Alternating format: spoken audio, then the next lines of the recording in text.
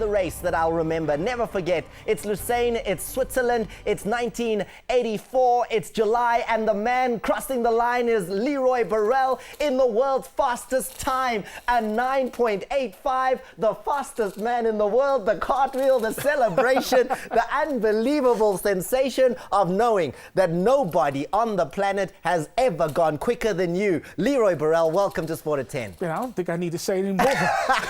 My goodness, I think that might be the best introduction I've had in years.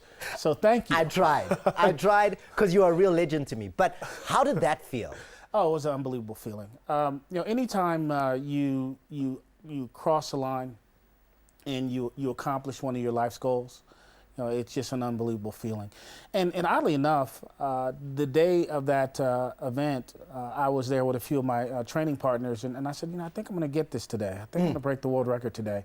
And it just happened to be one of those perfect days. Everything lined up, the training, the weather, the competition. And when I got midway through the race, I felt like it was going to be a special one. And I crossed the line and looked up, and it was really, really special. The celebration needs work, though. Well, first of all, that was 20 years ago. I mean, the cartwheel. Over 20 years ago. Who knows? Well, actually, the cartwheel was probably more about the appearance, bump in appearance fee and the bonuses that may come.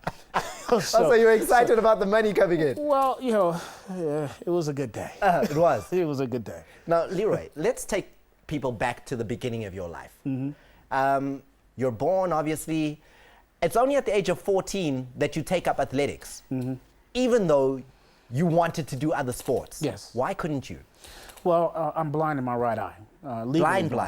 Not completely blind, but if it's a matter of trying to do anything that requires being able to see, I really can't. So I tried to play football, and the doctors told me I shouldn't play because if I were American football, if I were injured, I could and poked in the eye, I could be blind. And basketball, couldn't shoot very well, and baseball, I couldn't hit a ball. Because of the depth perception. Exactly. Without one eye, you can't really see where things are. Exactly.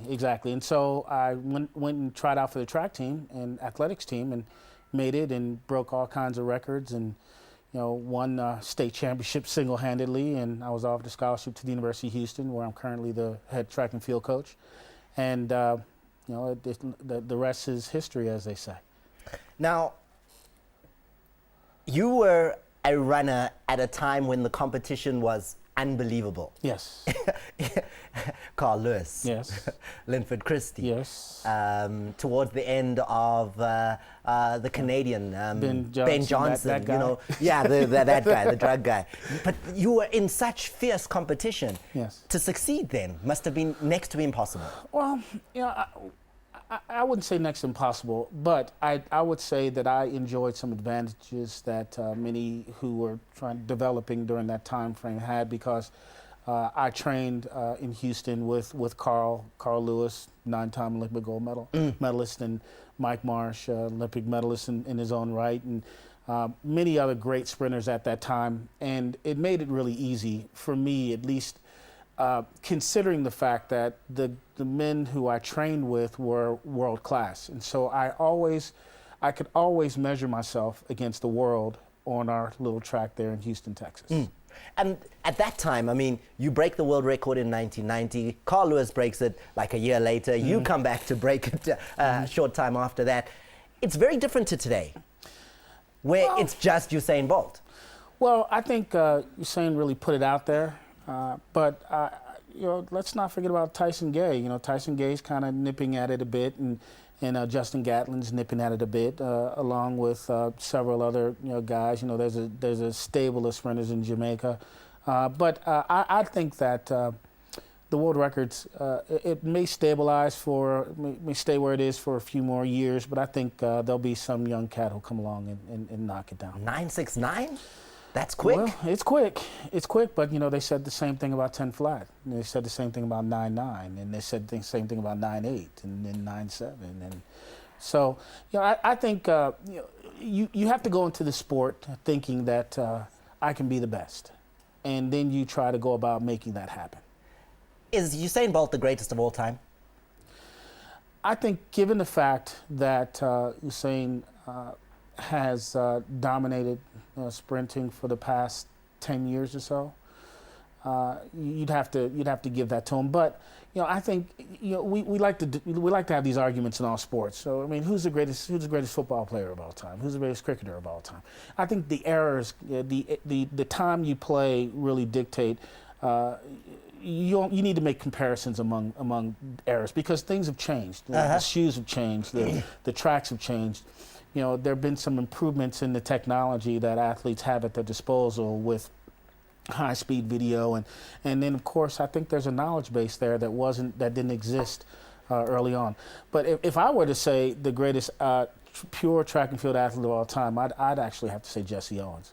Way back, Jesse Owens ran 10-1 on dirt with leather shoes on. With the Germans watching. With the Germans watching. And Jesse was incredible. And I think if we could have a time machine and put the best guys together, I think Jesse Owens is probably something really special. Why are you in South Africa? Why is the great Leroy Burrell here? Well, first of all, I've never been to Africa, and nonetheless South Africa. So this is just a really exciting opportunity for me.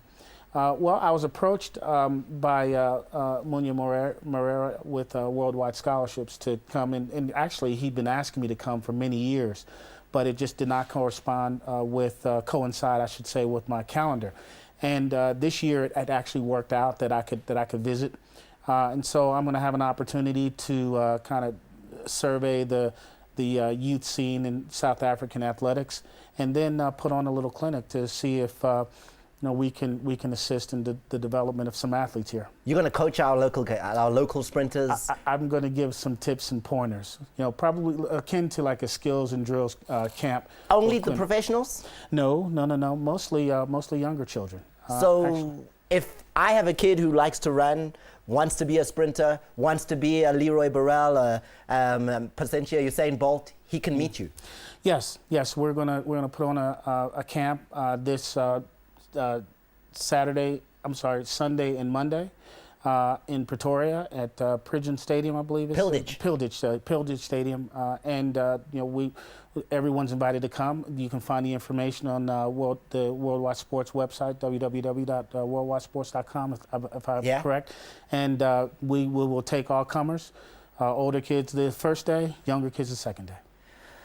An absolute pleasure to have been with you. I wish I had more time. I'm told next week we may have your running compatriot with us here on Sport at 10. That's what we're working on now. Who's that?